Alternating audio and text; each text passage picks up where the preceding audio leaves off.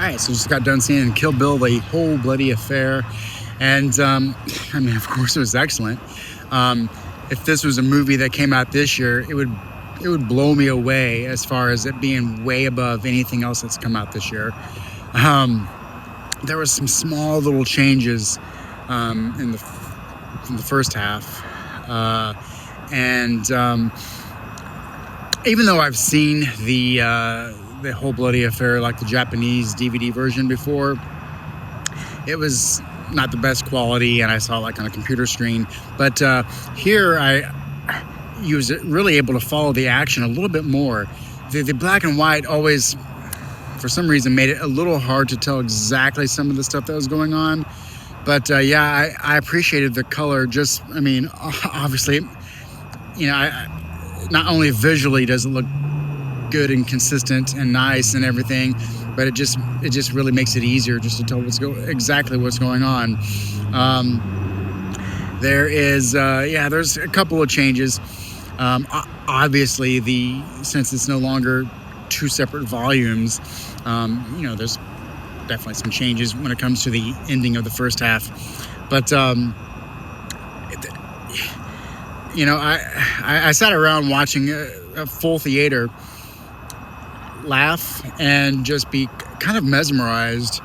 And I was wondering, like I mentioned earlier, I don't quite, obviously I don't know like how many people are seeing this for the first time ever in this way.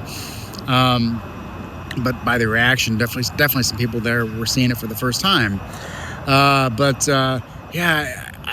just really got to wonder what people are thinking about when they see this movie for the first time in 2025, considering it came out 21 years ago. Apart from that, of course the intermission was nice. It really helped. Not that the movie was boring. The movie flew by. For some reason, the second half it flies by even faster. But yeah, it was nice to be able to stretch your legs and really get back into it. So I wish that was the case with more movies, especially like anything over than 2.5 hours or so. I think would be good for an intermission. Maybe 3 hours would be like the ultimate. Okay, if it's 3 hours, get that intermission in there. It was kind of interesting because almost everybody in the theater stayed throughout the entire credits. And I'm guessing most of the people, if not everyone, knew that there was that Yuki's Revenge extra chapter there at the very, very, very end. But yeah, I gotta say it was refreshing. Even though I've seen the movies multiple times, it was still refreshing. It was there's been something that I've been thinking about lately, and of course I've always thought about music and movies. But this is a great. I mean, there's just 100 examples of how well music is edited and fit into the movie. There's some. The timing of some of the beats of the music is perfect, and the songs and just everything is immaculate when it comes to how the music is interwoven with all the visuals and the action and plot and things like that. It's really incredible. Just like all of Quentin Tarantino's movies, the music that he decides to go after and put, and there's several shots. I would like to know how they time the music, and like for instance, the one shot that starts off with the song Woohoo and the showdown of the House of the Blue Eaves.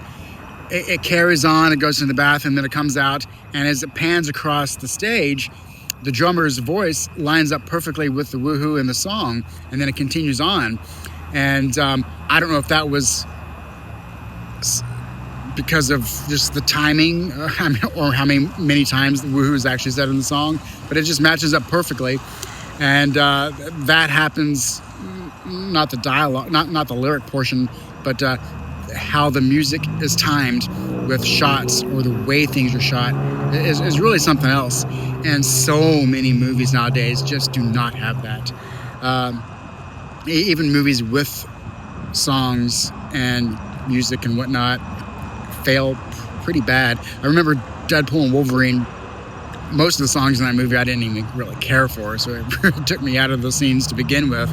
But it just felt like songs were placed over the scenes, and then that was it. There was no thought put into it whatsoever. There was no scenes designed to, kind of be one with the music.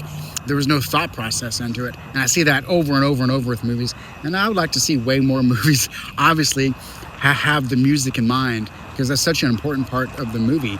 Of course, not all movies have to have like songs or a score or whatnot, but boy, when they do, I really appreciate it when they do it, with a brain behind it.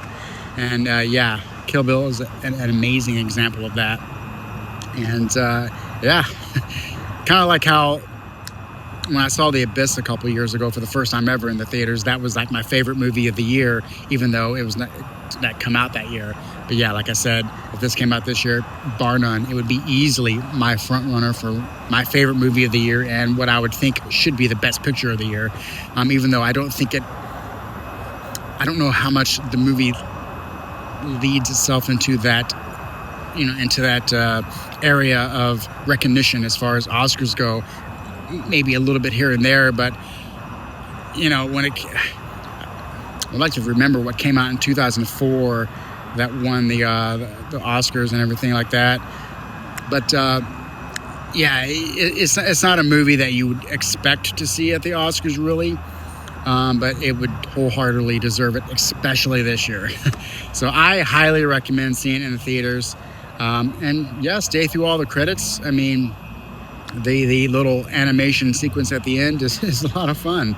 I'm glad we got that, and I'm glad I went and saw this, even though I know the movie, front to back. It was still a fun experience, and well worth it. So it's been a bit of a slow time at the movie theater the past couple of weeks. Huge movies have come out that I just didn't have any interest in, as far as personally. So it was nice to catch this one, and I'm not even sure what's coming out next week, but we'll see, and catch you in the next one.